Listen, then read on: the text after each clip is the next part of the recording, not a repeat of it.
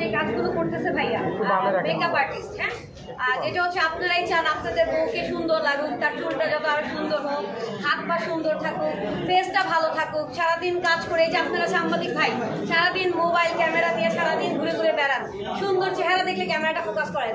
একটা মেকআপ ছাড়া একটা অর্ডিনারি একটা মেয়ে, আমি যদি এখন একটা সিম্পল ছেঁড়া ফাটা ড্রেস, সুতি একটা কুচকানো ড্রেস পরে আসতাম, আপনারা আমাকে ক্যামেরা এতগুলো ধরতেন নেভার এভার। আজকে আমি অ্যাওয়ার্ড হাতে নিয়েছি, এত সুন্দর করে সেজে আসছি, এই জন্য আপনারা আমার ধরেছেন। আর সেকেন্ড কথা হচ্ছে, আপনারা যখন ঘরে যাবেন ডেফিনেটলি চাবেন না যে ঘরের বউটা একদম একদম মাতারি সেজে বসে থাকুক। বেটার আপনারা চাবেন তারা যেন সুন্দর, আমার বউটা সুন্দর, আরো সুন্দর থাকুক, এটাই চাবেন, নট মেকআপ। বাট এই যে সুন্দর থাকার জন্য সবাই কাজ করছে, যে মেকআপ আর্টিস্ট এত হচ্ছে, কারণ মানুষ জনসংখ্যা তো বৃদ্ধি পাচ্ছে, আমাদের জনসংখ্যা তো আর আগের জনসংখ্যা নাই, জনসংখ্যা বৃদ্ধি পাচ্ছে, কার্য যেটা আমাদের কর্মসংস্থানও বৃদ্ধি পাচ্ছে, সবকিছু বৃদ্ধি পাচ্ছে, তো আমাদের উদ্যোগটাও তো বৃদ্ধি পেতে হবে না। একটা এখন বাংলাদেশে চলার জন্য একদম বিদেশের মতো অবস্থা হয়েছে, যে একদম হাজবেন্ড অনলি এফোর্ড করতে পারে না ফুল ফ্যামিলি, তাকে হচ্ছে ওয়াইফও সাপোর্ট দিতে হয়, ওয়াইফ যদি সাপোর্ট করে হাজবেন্ডরা খুব ভালো লাগে। ইট ডাজন্ট মিন ছেলেরা চায় যে বউ ইনকাম করি, বউয়ের টাকা দিয়ে খাবো, নো, তারা চায় আমার বউ স্বাবলম্বী হোক।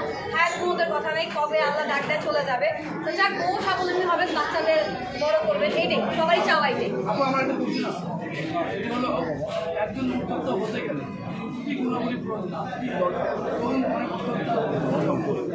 উদ্যোক্তা হওয়ার জন্য প্রথম যেটা দরকার, প্রচুর প্রচুর প্রচুর পরিমাণে ধৈর্য থাকতে হবে, প্রচুর পরিমাণে। আপনি প্রথম উদ্যোক্তা হিসাবে যে ইনভেস্টমেন্ট করবেন, দেখা যাক সেটা 10,000 হোক, 5,000 হোক, 1,000 টাকা হোক, আপনার প্রথম উদ্যোগটা কিন্তু সফল হবে না, সাকসেস হবে না।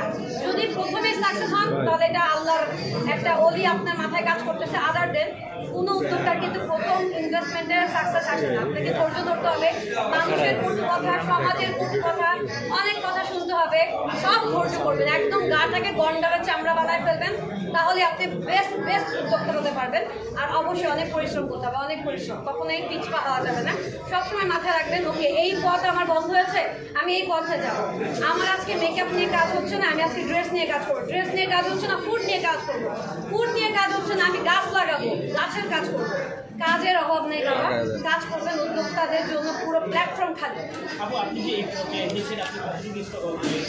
আমি অনেক স্ট্রাগল করেছি, আমি প্রচন্ড স্ট্রাগল করেছি। আমি একজন ফার্মাসিস্ট, তো আমি যখন এই উদ্যোক্তাকে নিয়ে আসছি, আমি একটা সত্যি কথা বলি, মেয়েরাই মেয়েদের শত্রু, আমাদের পিছিয়ে কিন্তু মেয়েরাই লাগে। হ্যাঁ, আপনারা দেখেন যে প্রত্যেকটা ঘরে ঘরে বলবে শাশুড়ি খারাপ, ননদ খারাপ, হ্যাঁ, ওই ননদের মাই কিন্তু একজন মেয়ে, হ্যাঁ, মানে শাশুড়ি, আবার বউ, ভাইয়ের বউ খারাপ বা ভাবি খারাপ, এরকম হচ্ছে সব নারীরাই, আমাদের এই স্ট্রাগলিং এর সব নারীরাই আমাদের অনেক কটু কথা বলছে, যে এর কাজ নাই, এর জামাই হয়তো বা ইনকাম নাই, এর জন্য সে এখন ফেসবুকে এসে নাচানাচি করতেছে, কাপড় সেল করতেছে, কাপড়ওয়ালি, মেকআপওয়ালি, পার্লারওয়ালি, থালা বাসনওয়ালি, কত কিছু আমাদের শুনতে হয়েছে। বাট আমরা আসলে ইগনোর করেছি, বিকজ আমাদের কথা হচ্ছে যে আমি গালাগালি করে না, লাইভে এসে গালাগালি করে ভিউ কামাইয়া কখনোই সাকসেস পাবে না। আপনার সাকসেসটা হচ্ছে আপনি সাকসেস করে, আপনি কাজ করে, এই মানুষগুলো যারা আপনাকে কটু কথা বলেছে তাদেরকে একটা করে স্ল্যাপ, মানে জুতার বাড়ি দিয়ে দেন। এটা আমার কথা, সাকসেস দিয়ে জুতার, সেটা আমি দিয়েছি। একজনের পিছনে একজন লাগে, এখন দেখছি একজনের পিছনে একজন লেগেই আছে। না, এটা কারণ উদ্যোক্তাদের পিছনে লেগে আছে, বিকজ আমাদের আসলে কমিউনিটিটা ওইভাবে স্ট্রং করে তোলা হয়নি। ওইটাকে আমরা কাজ করছি যে এটা যাতে আর না হয়, যে আমরা কি পর পিছিয়ে লাগবো না, আমরা সবাই একই সুতার মানুষ, আমরা একই সাথে কাজ করবো, এটা আমাদের টার্গেট।